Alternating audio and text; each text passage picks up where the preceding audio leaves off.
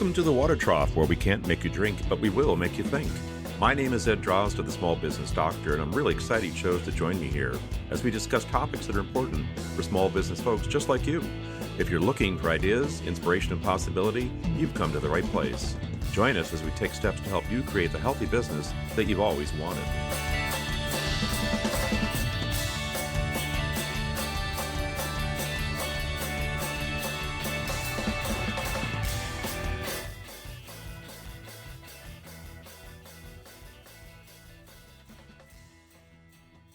Welcome back to the Water Trough, folks. This is Ed Drozda, the Small Business Doctor, and today I'm joined by Lauren Sergi. Lauren is a communications expert.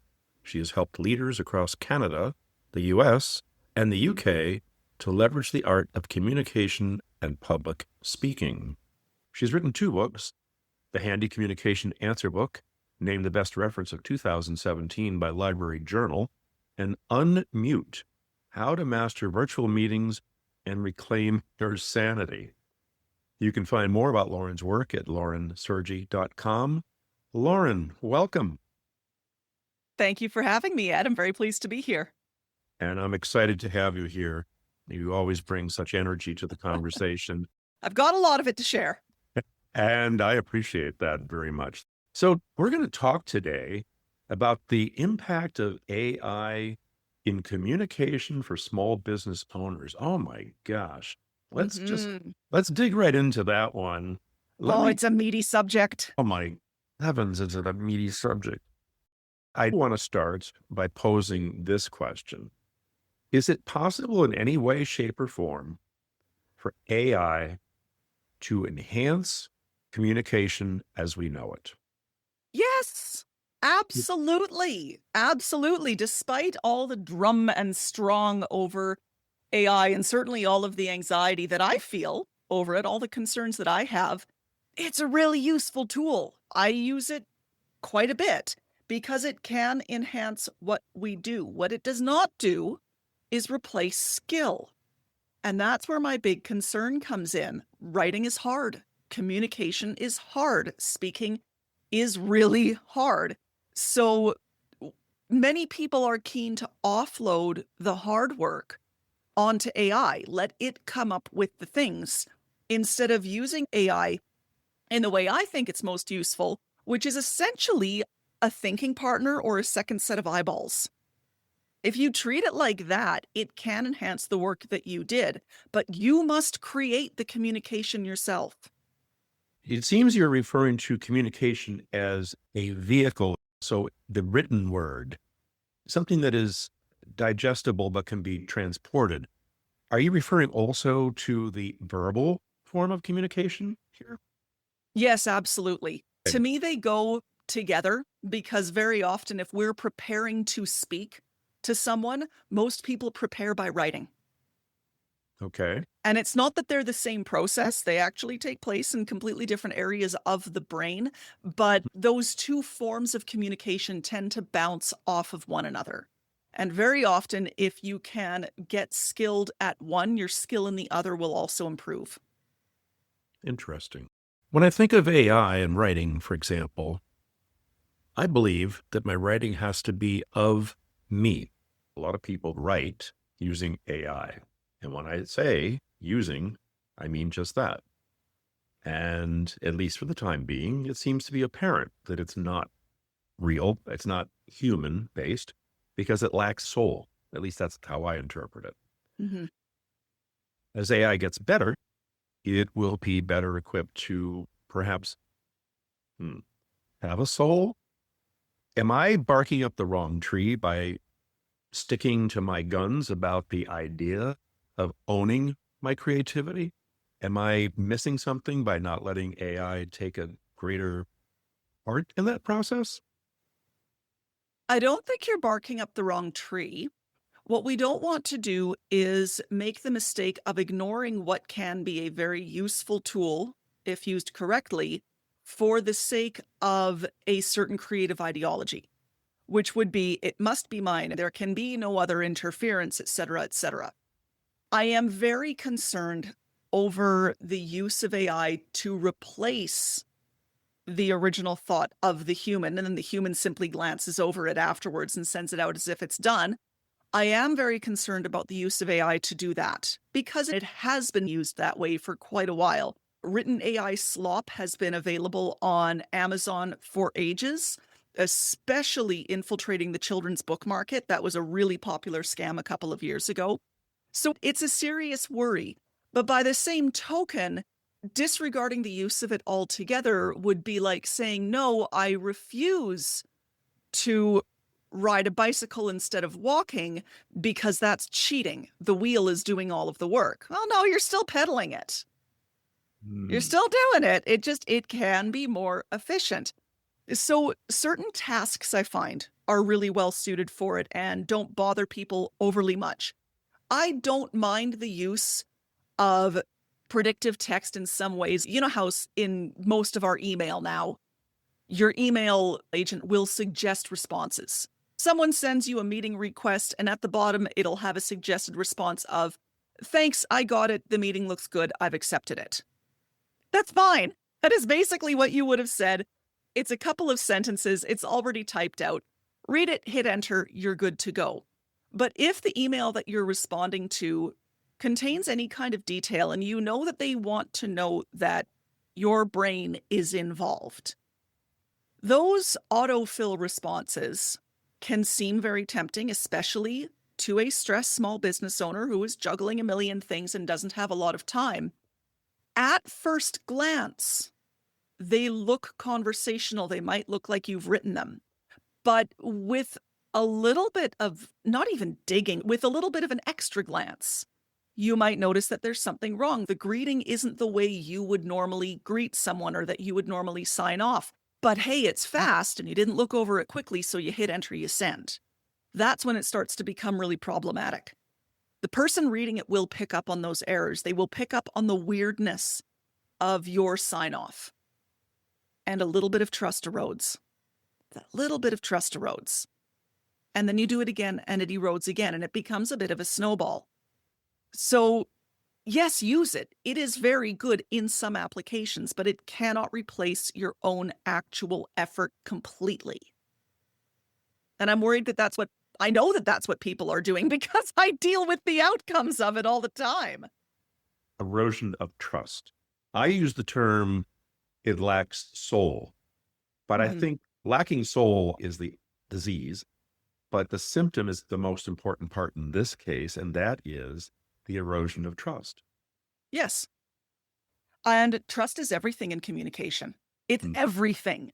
Because if the person doesn't trust that the information you're giving is good, that it's you who's saying it, that you cared about the response, they stop listening very quickly, or they start doubting everything you say. Now you have to prove that what you're saying is trustworthy. It adds to the workload of your communication. I'm going to butcher this quote, but there's a really great quote from Stephen Covey, which is, let me see if I can get this straight. When the trust account is high, communication is quick and easy. Or something to that effect. That absolutely hits the nail on the head. When people trust you, you don't need to work hard to communicate with them. I'm not saying it's zero effort, but you don't need to work hard to convince them. On the other hand, if they start sniffing that it's not really you making that response, they get mad fast.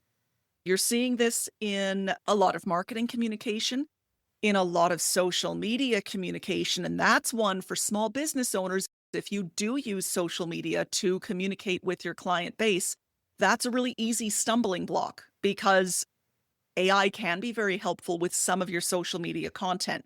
But when you start using it to create posts whole cloth, long written articles, people can tell when it's not your voice. It might not be obvious on the surface, but there will be this little tickle in the back of your brain that the soul isn't there. What typically they're picking up on is that it's generic. It feels very generic, like anyone could have written it and nobody wrote it. But it has the shape of you. That's it, just the shape. And it's the uncanny valley effect. The whole notion of the uncanny valley effect is that if you get a robot, you get an android that is humanish, human enough to make you say, yeah, that's human, but there's something a little off.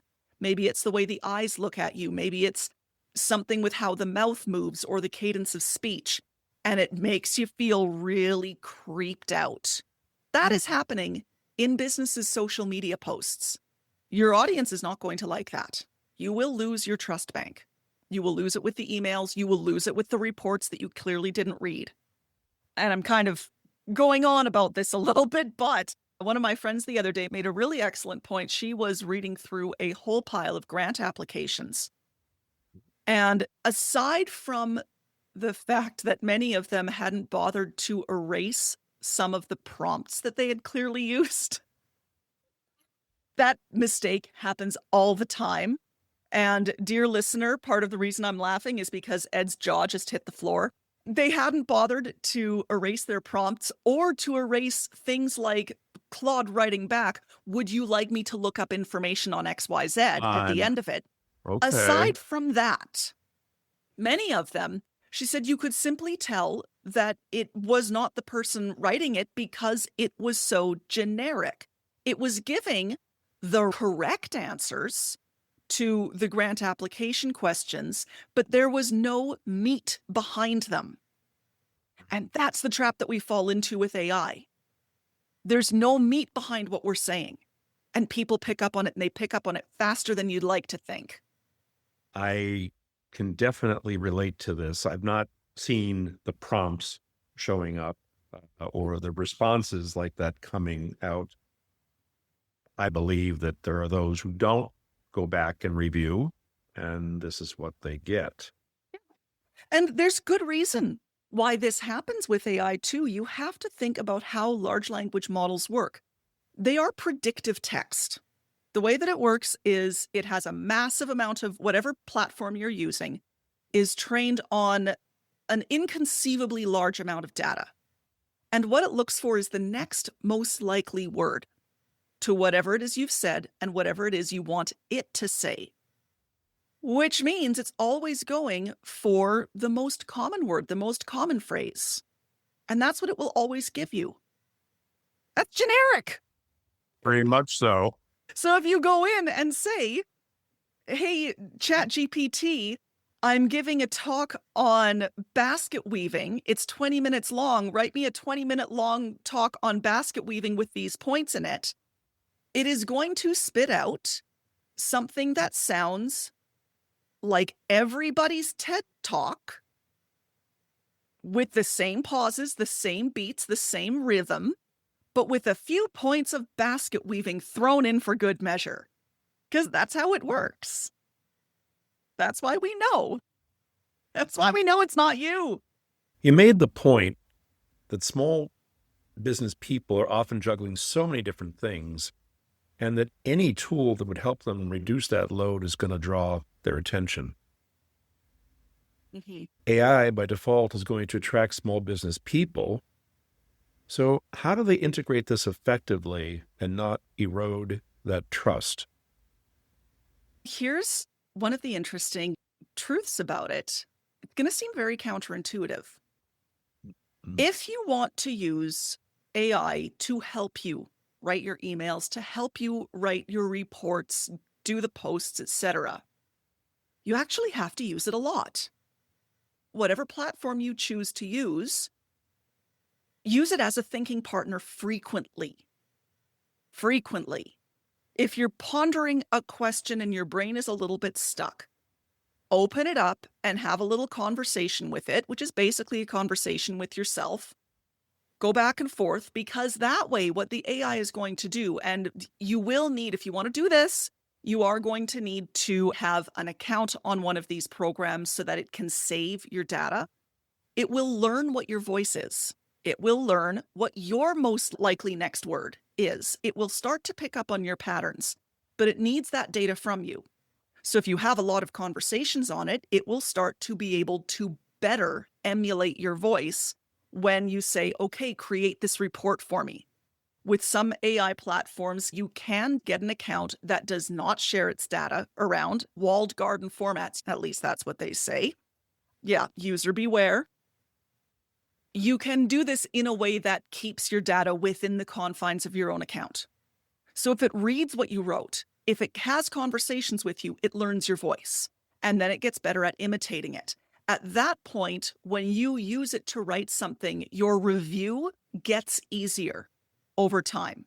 The other big thing is do not treat the AI stuff ever as the final copy. You still want to, as I call it, touch. You still want to touch every word that's in there. You might not need to touch them as long. It's going to be quicker, but you still want to have contact with every word that's in there. A recommendation I give people to make sure that it sounds like you is to read it out loud. As soon as you read it out loud, you will know whether it's your voice or ChatGPT's voice. You'll pick up on that right away. After a few rounds of this, you'll become more sensitive at picking that up in written form. It's like any skill. You get faster at it the more you do. Using it frequently really does make a big difference. And then deciding which activities give you the best bang for your buck when you're using AI. Because you might be thinking, oh, the easiest use is to open up one of the chat bots and help me compose my stuff, when really the better use of it could be to set up a system within AI that automatically processes all of your receipts and spits out user reports for you at the end of the month based on whatever expense input is in it. That can chug away in the background while you do the harder communication work. So being very thoughtful about how you're using it and where it applies. Repetitive tasks, numbers-heavy tasks, those tend to be really well suited for AI use and AI automation. Then you can leave your brain open for the harder stuff, which is usually the communication. That makes perfect sense. That is where I see it having a value. I do not feel the same about creativity, and most certainly don't see it as being a means of communication for me. But yet, it is going to be used that way, a replacement for what you and I call communication. Yes, it's going to come to that point, at least for those who are so inclined. It already has for those who are so inclined. Oh, okay. Tell me more, because I think it's important to be aware that it's coming, what it looks like, and what that means. What it looks like are reports that are full of errors. I'm going to be very blunt here. Reports that are full of errors, hallucinations that do not get caught, communication that sounds generic and does not engender audience trust, and all of the other pitfalls that we've spoken about. We know that these are the pitfalls because they are already happening. That's the big thing. I do think that you are going to see more companies attempt to save on staffing labor or attempt to increase employee workload by requiring them to use AI as a communication model. It does lead to burnout. It's so easy to put out that report really, really fast. So let's demand turnover for these reports faster because they can use AI to do it. I have seen that happening with my own eyes. And I do think it will eventually get to a point where most people realize and it becomes best practice to no longer do that because, wow, look at all of these case studies where it bit those companies in the backside. There's a number of case studies in various business news where companies are having to rehire. Laid off too many people, thought AI could do it, and it can't. Situations where companies start to lose customer trust, and that begins to negatively affect. These are already happening. So with any new technology, there's always going to be the risk of overuse at first as we're figuring out what to do with it. But the pendulum, I think, will swing back and we'll find the happy medium. One of the things that's always on my mind about AI is the fact that we've long been required to think. I'm concerned that AI has the ability to reduce or even eliminate the need for thinking. As a small business person, I like to believe that everything I do has to go into one ear or the other, be processed by that thing in the middle there, and then action is taken. But if this tool has the ability to dumb me down, I don't know, that idea scares me. What's going on out there for the business world with AI? Thinking is a muscle. You need to work it out to get better at it. Now, just because you might lose the ability to think in one area doesn't mean you also lose the ability to think in another. If you learn your multiplication tables when you're in grade 3 and then never need to remember them or do that kind of counting in your head again because you have a calculator, it doesn't mean you don't know how to do math anymore. It just means that your thinking muscle in that area has atrophied a bit. So when it comes to communication, if you're allowing all of the thinking in the communication to happen through AI because it's writing all of the stuff for you or whatever, you will lose the ability to think critically about the stuff that it's spitting out because you're not exercising that muscle enough. This is essentially a form of de-skilling. So you were a skilled writer, you were really good at writing emails before, but you haven't been doing it, and now you're not as good at it, and now it's a lot harder because you've offloaded all of that onto AI. Can you learn it again? Absolutely. And you'll learn it again really, really fast. It's not the end of the world, but you do need to be aware that if you aren't actively thinking about the thing in which you have expertise, then you will lose some of that expertise through sheer atrophy. The morning of this recording, I was watching a really interesting video from a software engineer. He was talking about the perils of using AI to code everything, because AI is really good at coding. It's been noticed that the more that their program engineers relied on AI to create the code, the less they understood the code that was being written by AI. So they didn't know how to find bugs because they couldn't figure out how the code was written. They had lost that skill. The person who noticed this and put it on paper refers to this as cognitive debt. So now you have a thing that's being produced, but no one knows how it's actually produced. What happens when you run into trouble? No one can fix it. That's the cognitive debt. And that can happen with small businesses with their communication. You sent out a whoopsie email. Shouldn't have sent that. How do I fix this? Probably don't know because you've been offloading the communication work onto AI and now you're rusty. Okay. So you got to build it up again. Oh my gosh. Yeah. Okay. And this isn't going to happen with one or two uses. One of my favorite uses of AI is to help me edit things that I've written. Because if you've looked at your own work for too long, if you looked at anything you produce for too long, you stop seeing some of the mistakes. You can't see the forest for the trees. That's why editors are good. Well, we don't always have access to editors, especially at 12 o'clock at night when the due date for the thing is the next morning. So, sure thing. That is a really good area where AI can step in, be that second pair of eyeballs. But the big thing is you still wrote it. You're still doing the thinking work. You just now have a thinking partner. That's not going to erode your skill. But offloading all of the work will. And it can happen across domains. If you are an accountant and you're now getting the program to do all of the accounting, you will lose your accounting skills because you're not thinking about it actively. So use the thing to help you out, but don't let it do all the work. You still got to do some of the work. So what I'm hearing you say is the task is assigned to AI, but oversight and processing of the task is ours. Yes, 100%. In AI speak, this is known as the human in the loop. And you never want to get rid of the human in the loop. Okay.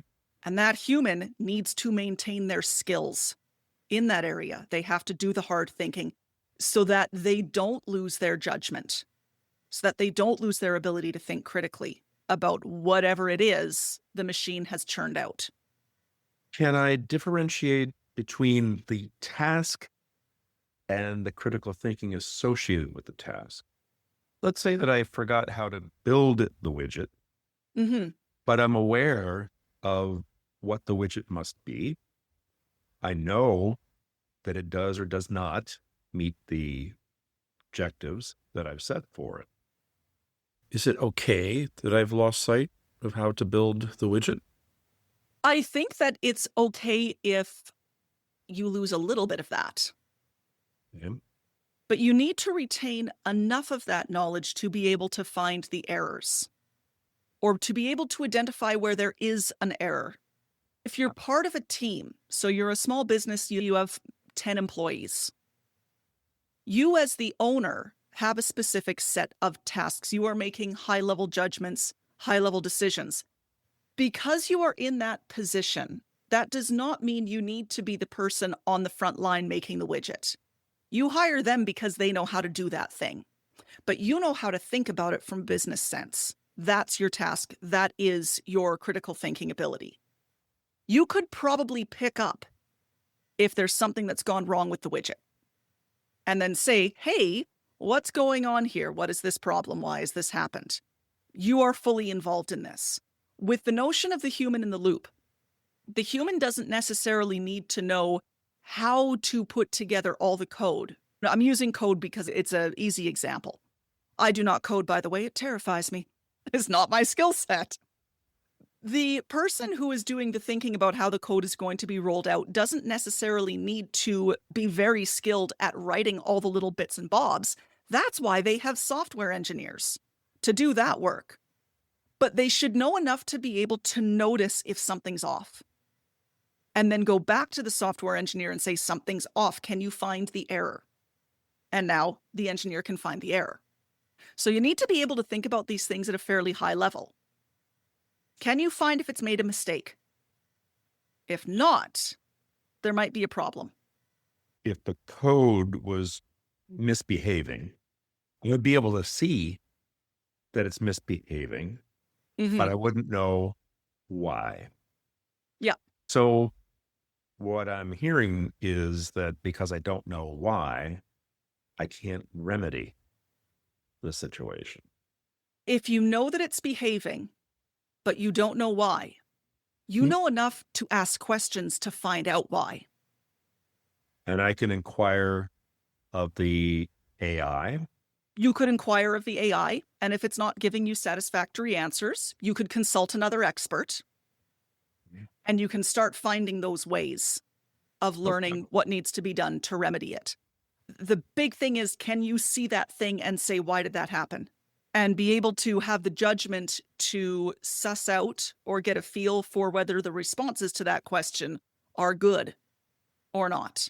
That's how, at the high level, you can work very effectively with the work that AI might spit out, not necessarily needing to know how to do every little bit and bob, but still being able to think critically about it. Okay. If you know enough to be able to dig and inquire, then you can be pretty secure that the AI won't run away with things, or that you won't allow the AI to run away with things and do all of the heavy lifting for you. You'll be able to use it as a thinking partner. But you got to be able to know when to say, that seems off. Can I figure out why? Keeping the human in the loop is being aware, observant, and being able to pick up on some very subtle circumstances.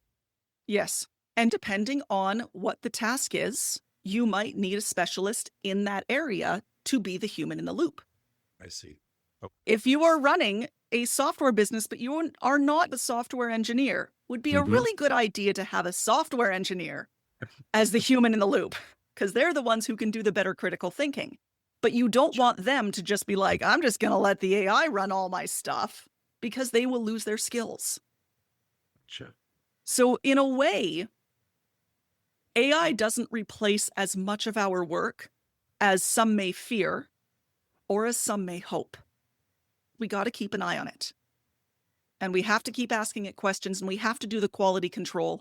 We have to have our fingers in the AI pie, whatever pie it's producing. You want to be touching all the ingredients. Good visual, girl. It's a little messy here. It is messy. Mine was blueberry. Work is messy. And I'm stained for life. Work is messy, Ed. Blueberries everywhere. I love it. Lauren, time flies and you're having a good time, and I have really enjoyed my time with you today. Before we part company, is there anything you'd like to leave us with? Don't be afraid of the technology. Don't be afraid of it. It is a tool. It's a pen. It's a wheel. Is it a very high-powered one? Yes.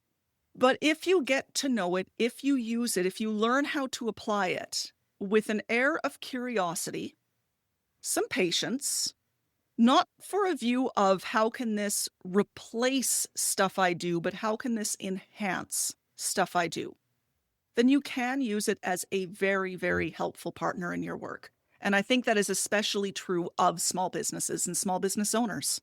Don't be afraid, but don't let it do absolutely everything itself. Be the human in the loop, and you'll be able to use it just fine. Be the human in the loop. Lauren, thank you so much. Thank you, Ed. It was a real privilege. Folks, this is Ed Drozda, the small business doctor. And here at the Water Trough, I want to wish you a healthy business and also a reminder that AI is a tool. It's a tool that does not negate your responsibility, but it certainly does have the potential to enhance, improve, and change yourself and your business. Until next time, be well.